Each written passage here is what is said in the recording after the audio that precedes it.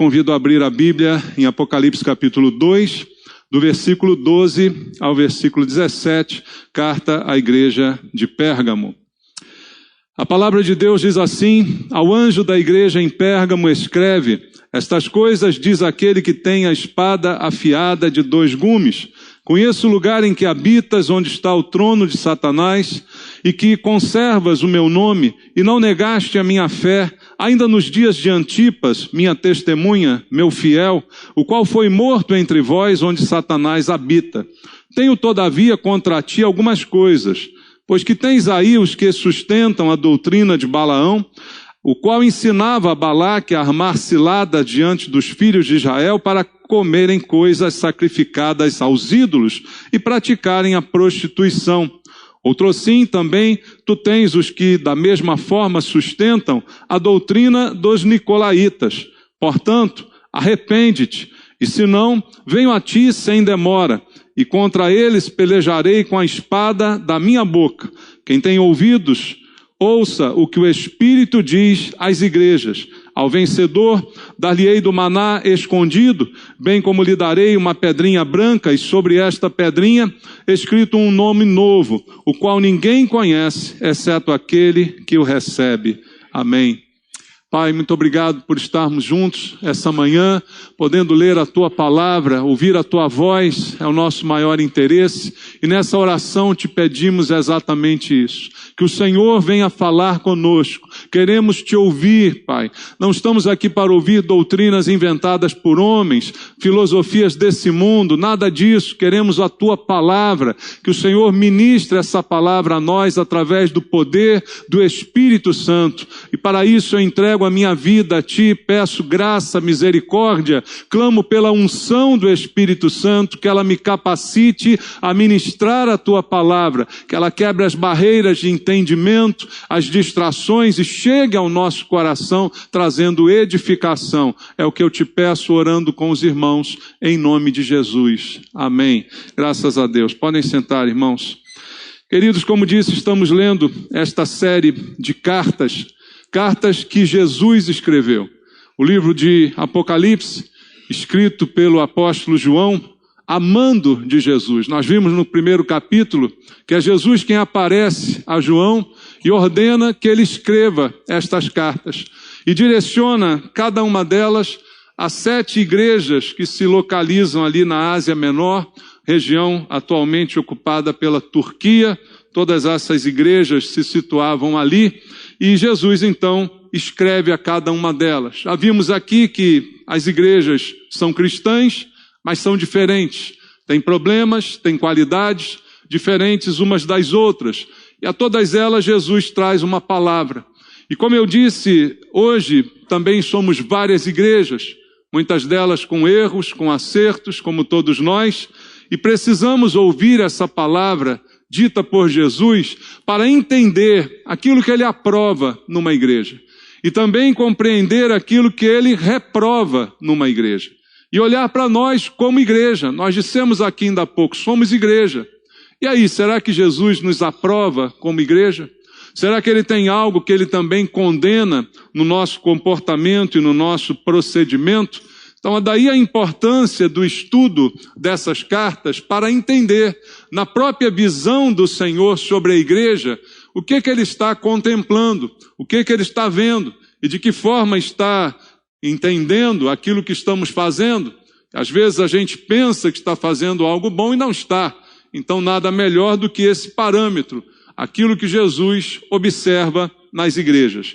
E aqui estamos diante da carta que ele manda escrever ao anjo da igreja em Pérgamo. Já vimos aqui nas cartas anteriores que o anjo é o mensageiro, não é um anjo celestial, porque se fosse, Jesus não precisava mandar uma carta para ele.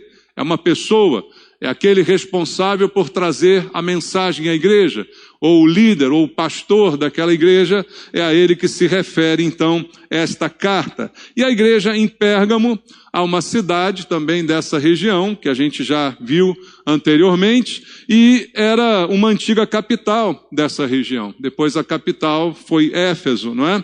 E ela está a mais ou menos 70 quilômetros de Esmirna, a carta que vimos na semana passada, uma cidade importante do mundo antigo.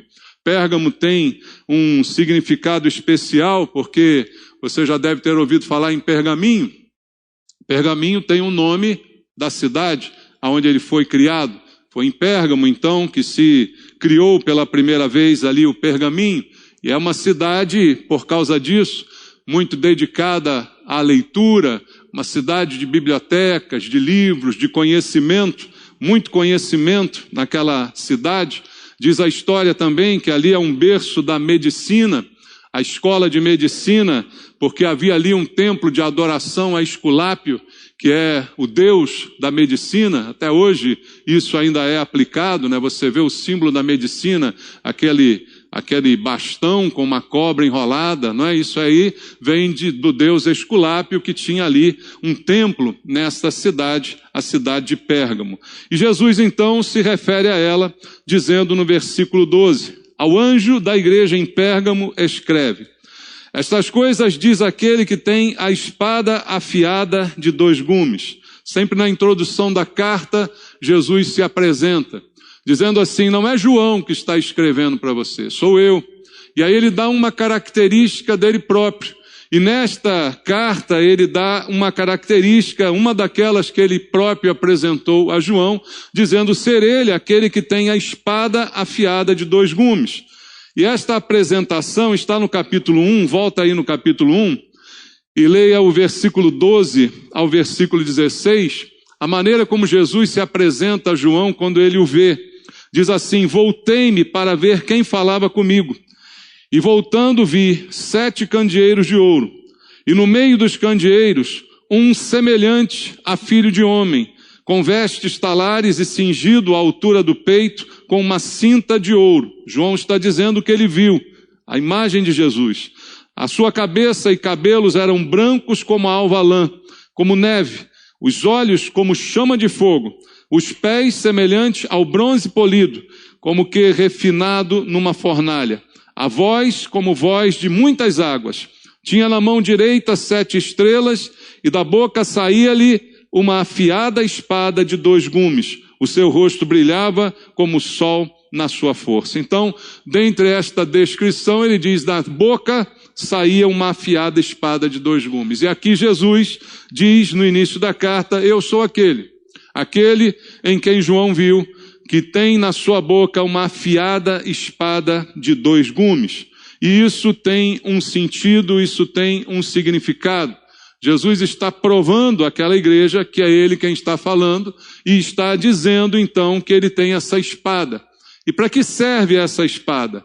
Essa espada representa o poder do julgamento, o poder do discernimento. É ele que tem esta espada afiada em sua boca, e a própria Bíblia no Novo Testamento faz referência a ela, na carta aos Hebreus, um pouquinho antes, no capítulo 4, no versículo número 12, vamos ler, Hebreus capítulo 4, verso 12, aonde está escrito, porque a palavra de Deus é o que, irmãos? Viva e eficaz, mais cortante do que qualquer espada de 2 gumes, e penetra ao ponto de dividir alma e espírito, juntas e medulas, é apta para discernir os pensamentos e propósitos do coração. Essa é a espada de 2 gumes que está na boca de Jesus, a palavra de Deus, que vem para discernir, que vem para colocar, para tocar no centro, no âmago das coisas. Então é nessa espada, é essa espada, esse poder de julgamento, de discernimento, que Jesus está aqui se referindo e falando à igreja que ele detém esta espada, que golpeia, que discerne, que divide e que revela também por causa disso todas as coisas. E para essa igreja em Pérgamo, ele fala desta forma, eu creio, porque era uma igreja onde era muito necessário o discernimento. A gente conhece pela Bíblia os dons do Espírito Santo, e um deles é o discernimento. E talvez as pessoas não valorizem muito. A gente fica muito preocupado com os dons mais evidentes. Queremos o dom de línguas, queremos o dom de profetizar, queremos o dom de curar, porque isso nos dá um certo destaque. Mas um dos mais importantes seria o dom do discernir. do dividir para entender, do esmiuçar para compreender. Esse discernimento que nos dá o Espírito Santo é muito importante, principalmente para não sermos enganados. Sem discernimento, nós somos facilmente enganados. Nós somos passados para trás. E a espada de dois gumes vem para discernir, como disse o texto lá em Hebreus, que nós acabamos de ler. E em Pérgamo era muito necessário esse discernimento espiritual por causa das características do lugar, da cidade, de todo aquele conhecimento dos livros, de todos aqueles deuses, inclusive da medicina, de tudo que estava ali.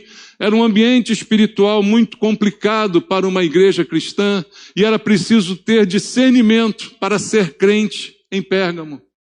É mais difícil ser crente em Pérgamo, viver nesse lugar sem, contudo, abraçar toda a cultura desse lugar, saber se comportar num lugar assim, não rejeitando tudo, né, mas também não abraçando tudo. E isso só é capaz aquele que tem discernimento. Sem discernimento, alguns cristãos tomam posições assim: não, tudo é proibido. Nada eu quero, não quero contato com nada nem com ninguém. Aí não há discernimento. E aí também alguns dizem ao contrário: não, tudo é permitido, vamos abraçar tudo, vamos viver como o mundo. Também não há discernimento. São duas posições que são fáceis de ser assumidas. Mas o discernimento vem do Espírito. Por isso a Bíblia diz: tudo me é lícito, mas nem tudo me convém. Eu não me deixo dominar por nada. Então, para isso se cumprir na minha vida, eu preciso ter discernimento. Porque é muito fácil num ambiente como o de Pérgamo, de tanta idolatria, de tantos deuses, de tantas coisas espirituais tenebrosas, como o próprio Jesus vai dizer, onde está o trono de Satanás. É muito fácil num lugar desse, você nivelar tudo por baixo, você confundir gente com demônio. É fácil, né? Você vê demônio em tudo, como alguns fazem, ou não vê demônio em nada, como outros também praticam. E aí o que a gente precisa é ter discernimento para saber que gente é gente, demônio é demônio.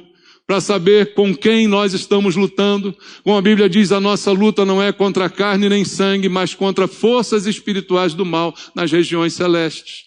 Mas para isso eu preciso de discernimento. E nessa igreja, Jesus diz no versículo 13, como diz a todas as outras, eu conheço. Ele sempre diz, eu conheço. Conheço tuas obras, conheço o lugar, conheço você, conheço como você é, conheço a igreja. Ele conhece porque ele está passeando no meio da igreja, como vimos na visão de João, nos candeeiros. Ele está ali passeando entre eles. Ele tem as estrelas nas mãos, os líderes. Tudo isso já foi visto anteriormente. Então, ele conhece a igreja de verdade. Ele sabe o que essa igreja faz. E aqui ele diz, eu conheço o lugar em que habitas. Ele enfatiza o lugar, porque ele mostra que é difícil ser crente naquele lugar. É difícil. Irmãos, é fácil ser crente quando todo mundo é crente em volta da gente. É mais fácil. Embora para alguns seja complicado. Tem gente que cria casa até dentro da igreja, né, irmãos? Venhamos e convenhamos, né? Tem gente também que não tem lugar. O problema é ela, né? Mas teoricamente é mais fácil você viver quando todo mundo é crente. Só que a gente não vive no lugar que todo mundo é crente. Você está aqui no domingo, amanhã você está no teu trabalho, a maioria lá não é crente. Você está na tua faculdade, a maioria não é crente. Você está no colégio, a mesma coisa, no teu prédio, em toda a vizinhança. Então ser crente nesses lugares é muito mais difícil do que ser crente dentro da igreja. Então é preciso que haja um discernimento. E Jesus diz, eu conheço o lugar. E eu sei que ali está o trono de Satanás. Mas eu também conheço que você conserva o meu nome e não negaste a minha fé. E ainda nos dias de Antipas, que foi um pastor nessa igreja em Pérgamo, minha testemunha, meu fiel, o qual foi morto entre vós, onde Satanás habita. Ele repete mais uma vez, enfatizando o problema do lugar.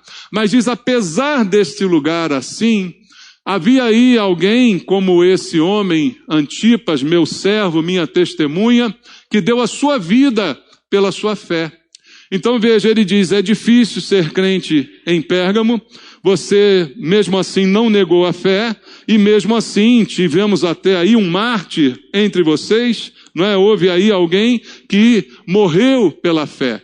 Então ele coloca a realidade. Eu conheço que é difícil ser crente em Pérgamo, mas mesmo assim não negaram que me conhecem, até um morreu por causa de não ter negado. Mas ele diz, aí está o trono de Satanás.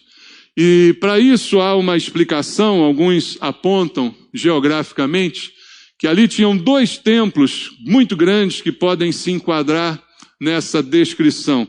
Primeiro, o templo de Zeus, na Acrópole, ou seja, no ponto mais alto da cidade, um grande templo ao deus principal do panteão grego. E também o grande templo ao imperador romano Trajano, estava ali na cidade de Pérgamo, 2 lugares de idolatria, seja um deus, seja um imperador, que era visto muitas vezes como Deus diante daquele povo romano. E ali então, a figura de Jesus dizendo, está ali o trono de Satanás, pode ser uma referência a um desses 2 lugares, onde havia uma adoração a alguém que não é Deus, onde há uma idolatria que Deus condena. E Jesus disse, isto aí se assemelha ao trono de Satanás. Então é um lugar desfavorável para a fé cristã e é um lugar favorável à manifestação espiritual do mal. É isso que quer dizer o trono de Satanás. Não é que tem lá um trono físico, mas há um lugar onde Satanás é glorificado pela adoração que as pessoas dão a um ídolo que deveria ser direcionada a Deus. Então isso é algo que ofende a Deus e Jesus lembra sobre isso. Mas apesar disso, alguns aí não negaram a sua fé. Apesar disso, vocês tiveram Antipas, que foi morto pela sua fé, que foi uma testemunha, que foi um mártir, a palavra mártir vem disso. Então, esse aí manteve-se fiel até o fim, apesar de estar aí morando pertinho do trono de Satanás. Mas aí Jesus diz no verso 14, tenho todavia contra ti algumas coisas. Não apenas uma, mas algumas coisas. Pois que tens aí os que sustentam a doutrina de Balaão, o qual ensinava a Balaque a armar ciladas diante dos filhos de Israel para comerem coisas sacrificadas aos ídolos e praticarem a prostituição. Outrosim também tu tens os que da mesma forma sustentam a doutrina dos nicolaítas. Eu reconheço que é difícil ser crente em Pérgamo. Reconheço que muitos de vocês não negaram a ponto de até um deles ter morrido pela sua fé, mas eu tenho algumas coisas que eu anotei contra vocês. E aí quando vamos ver o que Jesus tem contra essa igreja, se refere à doutrina, se refere a ensinamento, não se refere a pecados escabrosos, não se refere a um comportamento desvairado, mas há uma doutrina que era ensinada, que era tolerada, que era aceitável para aquela igreja.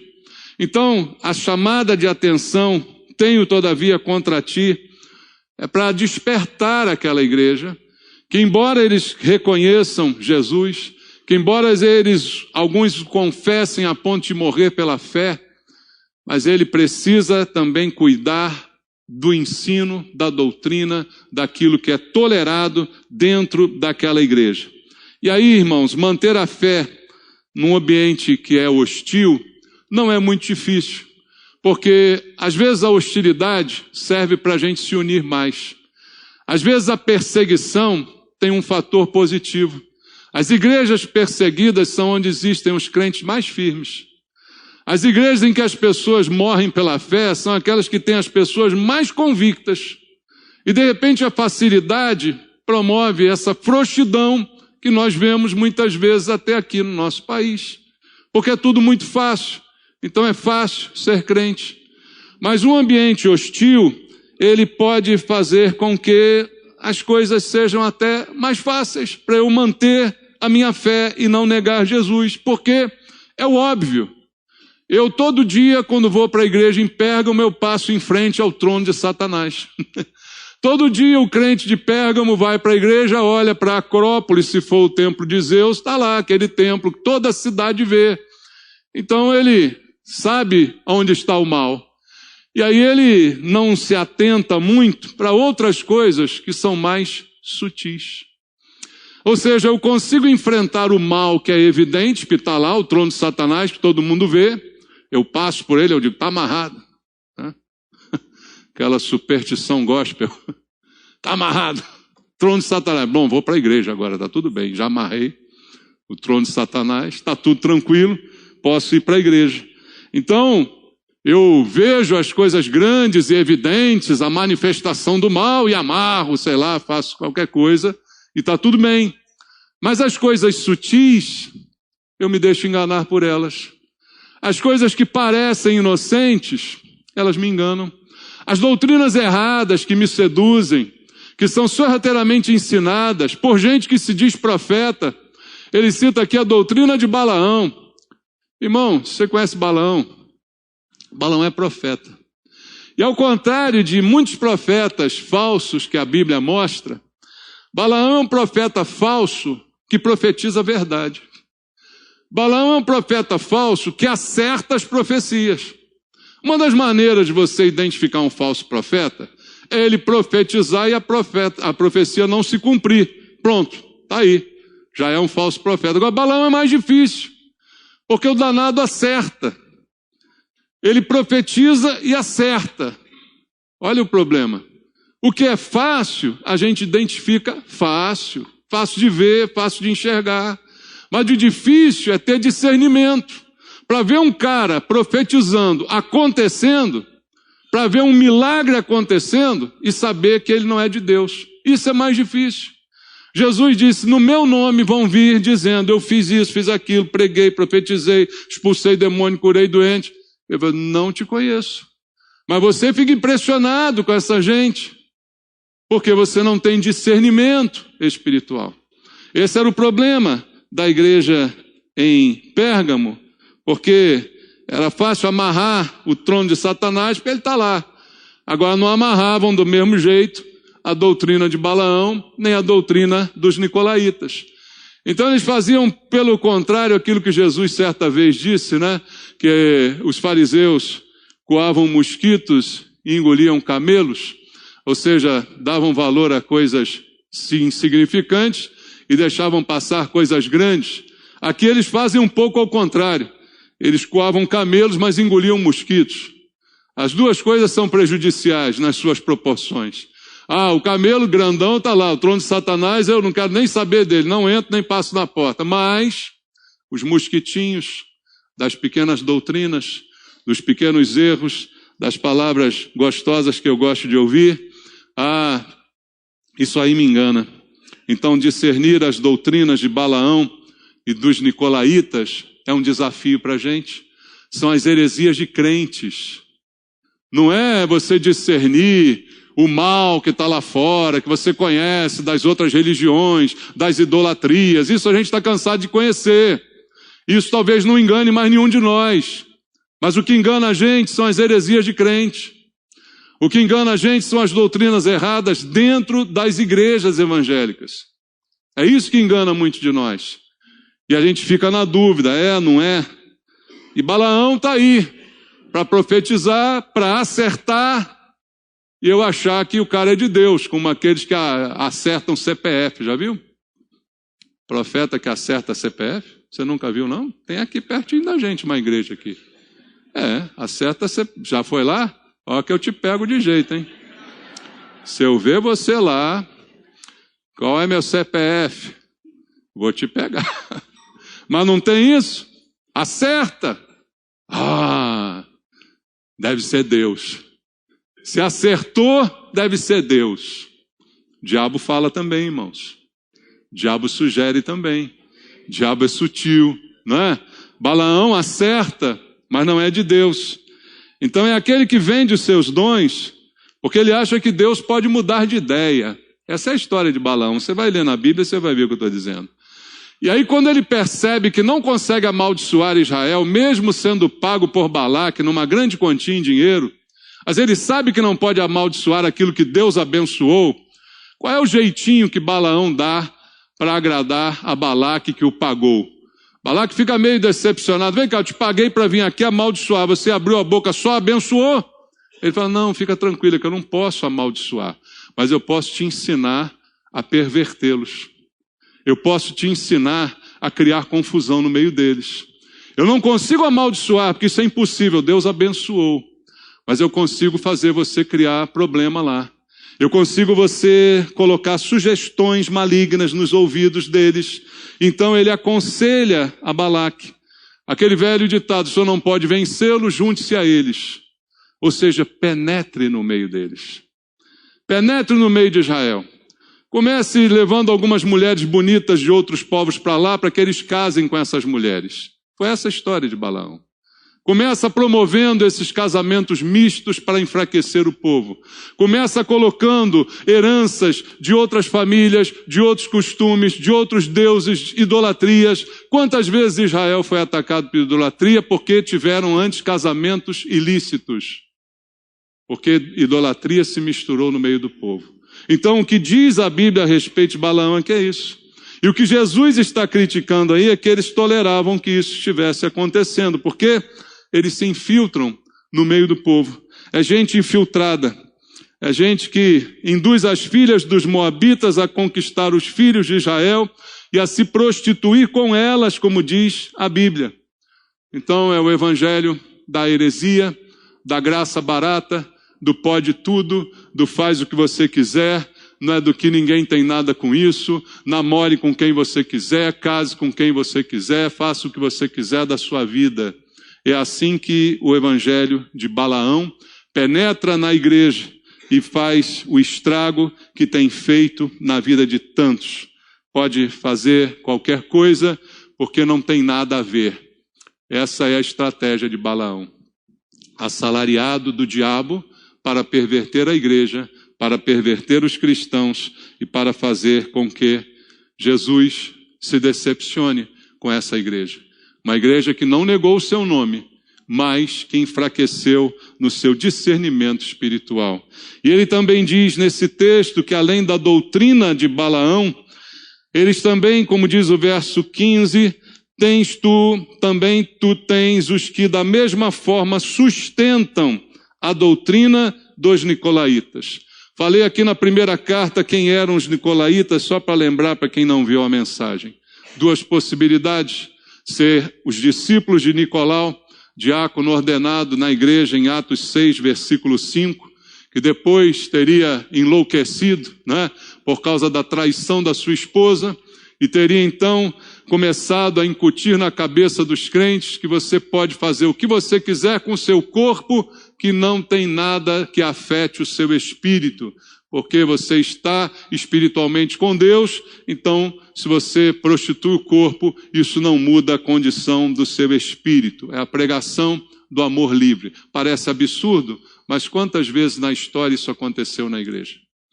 Quantos filhos de Deus, você lembra dessa seita, que era cristã, já apareceram ao longo da história da igreja, pregando o amor livre? Os gurus que chegam por aí pregando essas mesmas coisas. Por quê? Porque isso é agradável.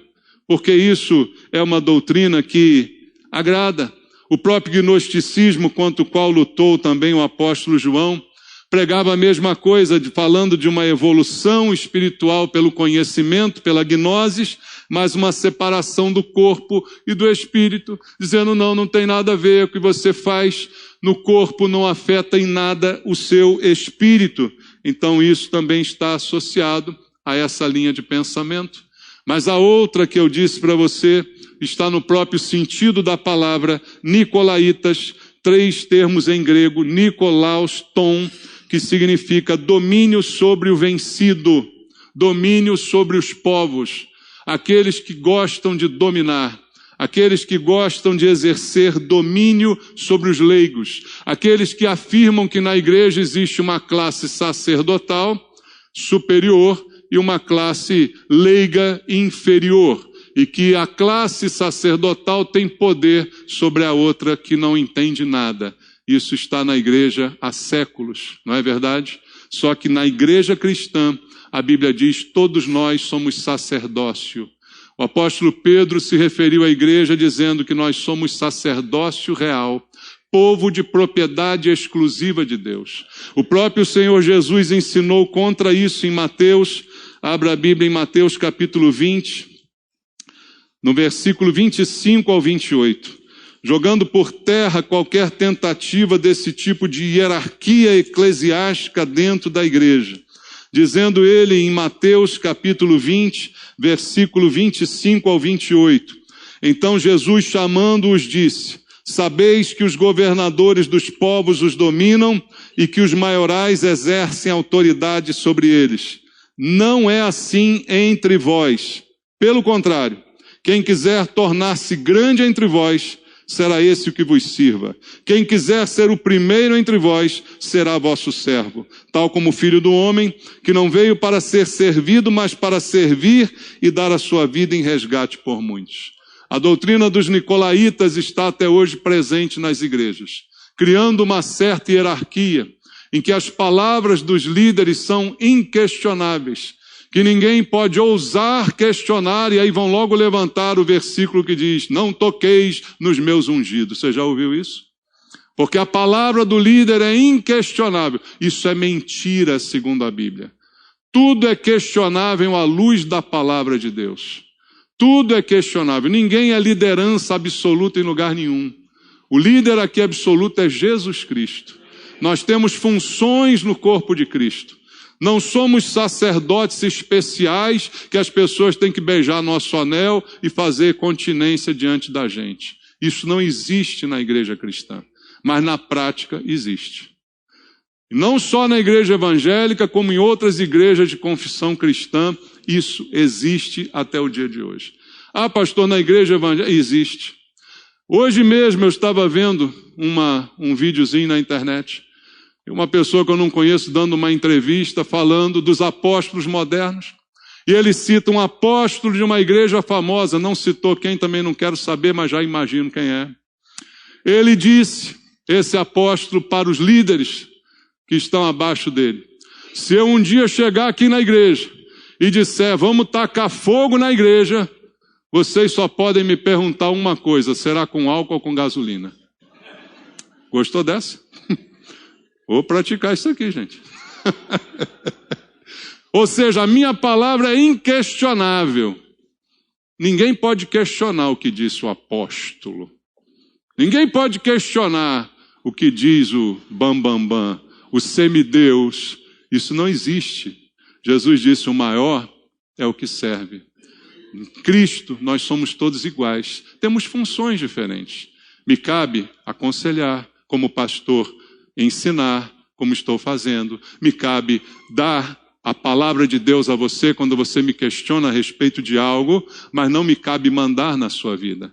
Eu já vi na igreja cristã nesses anos todos gente que não namorava se o líder não deixasse, gente que não casava se o líder não deixasse, gente que não passeava se o líder não deixasse. Está brincando? É verdade. É verdade isso. Líderes de células que tinham poder sobre os liderados. Líderes de igreja que tinham poder sobre os liderados a esse ponto. Isso é a doutrina dos nicolaítas. Parece estranho porque aqui você não está acostumado com isso. Mas muita gente já viveu essa realidade, inclusive alguns que estão aqui. E aí você precisa entender por que as pessoas se submetem a isso. Por quê? Porque junta a fome com a vontade de comer. Há uma troca também de interesses. Muitos têm necessidade de serem guiados, porque é mais fácil ser guiado do que tomar decisão própria. É mais fácil ter alguém que me diga o que fazer do que eu ter que discernir por mim mesmo. É muito mais tranquilo para mim ser um soldado que obedece cegamente do que ser alguém que decide, que diz o que vai fazer e que direção vai tomar. Então, isso casa um com o outro de uma forma muito tranquila, e Jesus diz aqui: eu tenho essas duas coisas contra vocês. Tenho estas coisas contra vocês. Isto não pode acontecer. E veja que a doutrina dita aqui no verso 15, a doutrina dos nicolaítas, lá no verso 6, quando ele fala a Éfeso também, ele vai dizer assim, a respeito dessa doutrina: tens, contudo, a teu favor que odeias as obras dos nicolaítas, as quais eu também odeio, lá em Éfeso. Então ele fala que aqui em Éfeso eram obras, aqui em Pérgamo já viraram doutrinas. O mal vai piorando, irmãos. O mal que você não trata vai crescendo. E você não pode tolerar isso, porque Jesus condena, Jesus critica a igreja. Uma igreja que teve até mártir, mas não teve discernimento para entender que o que Balaão estava pregando, que o que os nicolaítas estavam trazendo, era errado para aquela igreja. E por isso são criticadas por Cristo. E quando Jesus critica, ele dá sempre a saída, dá sempre a solução. No versículo 16 está escrito: portanto, faça o que, irmãos? Arrependa-te. Se não venho a ti sem demora, e contra eles pelejarei com a espada da minha boca. A solução para qualquer erro, não importa qual seja o erro, não importa quão ruim ou cruel você imagine ser o erro, a solução é sempre a mesma. Lá em Éfeso nós lemos aqui Jesus também dizendo isso: lembra-te de onde caíste, arrepende-te e volta à prática das primeiras obras, lá em Éfeso. E aqui ele vai dizer a mesma coisa. A solução é arrepende-te. Se você errou, todo mundo é capaz de errar. O que não pode é continuar errando e achar que está certo. O que não pode, como diz o ditado aí, é insistir no erro. Errar, diz o ditado, é humano. Insistir no erro é o quê? Burrice. Não seja burro. Arrependa-te. Se você se deixou enganar, tudo bem. Agora, se deixar enganar várias vezes e continuar querendo ser enganado, continuar querendo ter um déspota sobre você, porque ele adivinha CPF, enchendo o cara de dinheiro, pensa sobre isso, acorda a respeito disso. Pensa onde você está, veja o que é pregado, veja o que é feito, veja o que é praticado. Tenha discernimento. É fácil discernir o trono de Satanás, porque ele é visível. Mas essas coisas são sorrateiras, são sutis. Elas massageiam o ego, elas enchem a gente de emoção. Eu vi o profeta acertar meu CPF. A Receita Federal também acerta. É só você fazer alguma coisa errada que eles vão atrás do seu CPF também. Não se emocione com isso. Não se emocione, porque senão você precisa se arrepender. Se isso já aconteceu contigo, arrependa-te. Arrependa-te. Ele não diz, olha, vai lá e mate os profetas de Balaão, vai lá e mate os nicolaítas. Não, ele não diz nada disso. Ele diz para você, você se arrepende, e eles deixa comigo. Que ele diz assim, olha, eles, o que eu vou fazer com eles? Eu pelejarei com a espada da minha boca. Qual é a espada que ele tem na boca mesmo? A espada de dois gumes, a palavra, o discernimento. Essa gente não resiste à palavra de Deus. Nenhum herege, nenhuma doutrina errada resiste à palavra de Deus. Então, deixa eles comigo, deixa eles com a minha palavra, deixa eles com a espada afiada de dois gumes que sai da minha boca, que ela vai mostrar quem é quem. Mas você que errou, se arrependa. Se arrependa de ser tão emocionado, se arrependa de se deixar levar tanto assim por palhaçadas, se arrependa de ser tão facilmente enganado, se arrependa quando alguém passa a perna em você tão fácil. Você já devia ter crescimento, você já está crescidinho, você já devia ter discernimento, você já devia saber o que é certo e o que é errado. Isso é pecado. Por isso, quem é enganado não é vítima. Quem é enganado na visão de Jesus é pecador. E pecador precisa de arrependimento. Precisa se arrepender para dizer, eu vou estar mais preparado, não vou me deixar enganar de novo, não. Eu tenho a palavra de Deus, eu vou olhar mais para ela e eu vou corrigir a minha vida. Essa é a única solução possível. E Jesus termina a carta dizendo no verso 17, quem tem ouvidos, ouça. Sempre ele fala isso. Você tem ouvido? É para ouvir. Às vezes a gente diz, entra para um lado, sai pelo outro. Pesquisas mostram aí que 80% do que você ouviu hoje, daqui a pouco, na hora do almoço, você já não lembra mais. Quem tem ouvidos, ouça o que o Espírito diz às igrejas. E aí ele traz, mais uma vez, o prêmio para o vencedor. E aqui é uma coisa linda, porque ele diz ao vencedor, dar-lhe-ei do maná escondido, bem como lhe darei uma pedrinha branca. O maná escondido, a gente fica pensando o que seria isso. O prêmio do maná escondido. e um novo nome que ninguém conhece, escrito na pedrinha branca. Que coisa mais intrigante, mas é simples de entender, irmãos. O maná foi o meio pelo qual Deus sustentou o seu povo no deserto, é ou não? O povo no deserto, diariamente, acordava e encontrava maná na porta. Alimento que não deixou que esse povo morresse no deserto. Alimento que sustentou esse povo. Então o que Jesus está prometendo ao vencedor é esse alimento escondido. Não como aquele que era evidente, visível para todo mundo, que todo mundo via na porta de casa, mas esse particular. O que Jesus está prometendo a você que é fiel é um sustento particular. É entre você e Deus. É coisas só entre você e Deus. É esse sustento particular, esse alimento para a alma. O alimento para o espírito, não é para o corpo. É um alimento espiritual que só você e Deus. Que ele é escondido, que ele não é público, mas que está na intimidade de você com Deus. Então ele te dá esse alimento. Porque você recusa a mesa dos demônios, como ele criticou. Então você recebe desse alimento e depois ele diz, e uma pedrinha branca, com um novo nome.